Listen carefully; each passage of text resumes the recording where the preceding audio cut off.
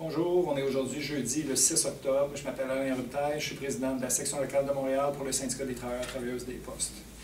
L'employeur nous a informé récemment, le 31 août dernier, qu'il avait accepté un contrat pour livrer les Publisac avec Transcontinental sur l'île de Montréal. Les Publisac, en fait, ça va venir sous ce format-là. Donc, c'est rempli de différentes publicités. C'est recouvert d'une page style page couverture de journal. Ça peut peser jusqu'à 200 grammes. Ça mesure 11 pouces par 12 pouces.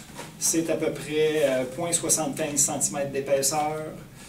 Ça va être à livrer. Bon, en fait, il peut y avoir plus ou moins 8 circulaires qu'on pourrait reconnaître, des circulaires d'épicerie, des circulaires de pharmacie à l'intérieur de tout ça. Ça va être à livrer les mardis, mercredis, jeudis par tiers, toutes les semaines, et vous allez être gracieusement payé 2,5 sous pour l'entièreté de cet envoi-là, par envoi. La première phase de cette livraison-là va toucher 2 installations à partir du 17 octobre 2022, l'installation de Chabanel en partie et l'installation de Snowden en partie. Ça touche en tout et partout environ 38 000 points de remise. La phase suivante, ou les phases suivantes, l'employeur ne nous donne pas d'informations, ils nous disent ne pas avoir d'informations là-dessus, sur les phases suivantes, mais on sait qu'à terme, en mai 2023, toute l'île de Montréal, tous les facteurs, factrices, vont livrer sur l'île de Montréal cette publicité-là, ce Publisac-là sous ce format-là de livraison. Donc, mai 2023, tout le monde sur l'île de Montréal va être impacté. C'est en lien avec une législation que la Ville de Montréal a passée et on comprendra que Transcontinental, qui fait les Publisac, essaie de détourner la législation municipale et Post Canada se dit non soumis à cette législation-là. La problématique avec ça, c'est que ça revêt, vous le comprendrez certainement, mais un grand nombre d'aberrations. Premièrement, 2,5 sous pour livrer 7, 8, 9, 10 circulaires en un, ça n'a pas de bon sens. Le syndicat, évidemment, on va dénoncer ça pour nous, pour la simple et bonne raison que ça ne fait pas partie intégrante de l'envoi et que ça peut malheureusement se défaire en cours de route. Ce qu'on va aussi remarquer comme aberration, c'est le poids. 200 grammes, on a fait le calcul. 200 grammes, c'est un maximum de 79 points de remise que vous allez pouvoir porter pour atteindre le maximum de poids qu'on doit porter, 35 livres, qui n'est pas l'idéal. On s'entend que c'est le maximum conventionnel. Fait que 79 points de remise, juste de ça, là. Pas d'autres publicités, pas de courrier régulier, pas de courrier long, pas de grand format, pas de colis, que ces publicités-là. Fait qu'on comprend que c'est beaucoup moins que 79 portes maximum que vous allez pouvoir porter sur vous. On a remarqué que certaines boucles, donc des points entre 2 recharges au camion ou aux boîtes à relais, comptent plus de 300 points de remise. Fait que ça vous donne une petite idée là, de comment que ça va transformer votre travail. Le volume aussi est problématique. Avec cette quantité de circulaires-là, évidemment que ça ne rentrera pas tout dans votre sac double. Je vous invite fortement à utiliser le buggy, le chariot, et ça ne rentrera pas tout dans le chariot. Quand vous allez livrer chez les clients, vous allez saturer, en le temps de le dire, les boîtes aux lettres, avoir de la misère par la suite à mettre le courrier régulier. Donc ça aussi, c'est une problématique.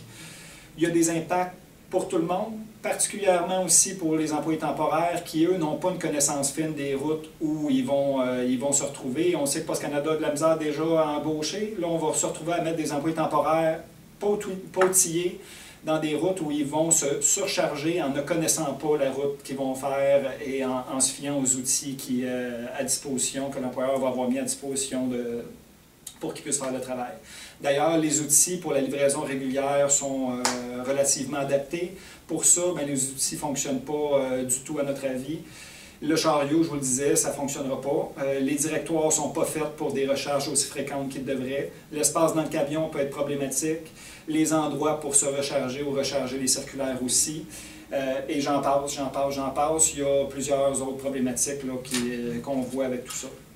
Le syndicat, depuis le 31 août, fait des demandes à l'employeur, des demandes qui visent, entre autres, à identifier des endroits pour qu'on puisse déposer une quantité de circulaires de façon à faire une livraison en continu. Ce n'est pas l'idéal, mais quand même, on essaie de pallier une situation qui est difficile, que ce soit dans les blocs appartements, que ce soit dans des commerces identifiés. C'est une des demandes qu'on fait à l'employeur depuis le début de nos discussions. Dans les endroits où ce n'est pas possible, ce qu'on demande à l'employeur, c'est de mettre des boîtes à relais, mettre le plus de boîtes à relais possible pour encore là vous permettre de faire une livraison en continu. On demande qu'ils injectent plus d'heures pour les employés qui sont facteurs assistants dans les installations parce que c'est certain qu'ils vont avoir une surcharge de travail. On demande aussi, puisque le projet avance tellement lentement avec l'employeur présentement puis qu'ils ne semblent pas écouter la plupart des demandes qu'on leur fait, on demande un report de la date d'introduction du 17 octobre à une date ultérieure de façon à mettre en place le plus d'outils possible avant le début de la livraison. Le syndicat, finalement, a demandé la libération d'observateurs pour déployer, pour concocter des outils qui vont vous permettre de faire un travail plus adéquat, plus sécuritaire. L'employeur, pour l'instant, ne semble pas réaliser l'ampleur de ce changement-là, qui est sans précédent. Et l'employeur est d'avis que vous aurez juste à revenir plus souvent à votre véhicule ou à revenir plus souvent à votre boîte à relais. Et d'avis que d'une façon ou d'une autre, vous êtes payé pour votre journée et que si vous dépassez votre 8 heures, bien, ils vont vous payer en surplus. C'est quasiment de dire, là, avec 2,5 sous, en plus on vous paye 2,5 sous, fait que vous ne devriez pas trop charrier sur vos demandes. L'employeur ne veut pas ajouter de nouvelles valeurs dans vos routes. Ils ont une grosse crainte à ça parce que 2,5 sous, ça coûte cher. Payer des travailleurs 2,5 sous, fait qu'on ne veut pas rajouter de valeur sur ces routes. Et l'employeur n'a aucune ouverture à reporter la date d'implantation. Il mise plutôt sur « on va introduire, puis on se réajustera au fur et à mesure. » Et notre avis, c'est que votre santé et sécurité va être exposée entre-temps. La position de l'employeur, selon nous, est non seulement méprisante, mais va à l'encontre de votre santé et sécurité. Plutôt que déployer le maximum dans cette première phase-là, en sachant que demain matin, là, en mai 2023, toute l'île de Montréal va être visée par ça, plutôt que déployer le maximum, il va à petits pas et ils sont en train de mettre en place une catastrophe annoncée malheureusement. Devant la position de l'employeur présentement, le syndicat va communiquer bientôt avec vous avec comment exercer vos droits, quels sont vos droits et comment les exercer. Et on est conscient que la livraison de publicité fait partie intégrante de notre travail, mais l'employeur se doit absolument de mettre de l'avant la convention collective et votre santé et sécurité lors de mise en place de changements aussi majeurs que ça. Visiblement, ce n'est pas ce qu'ils font en ce moment, puis on s'affaire à essayer d'améliorer les choses pour vous. Merci.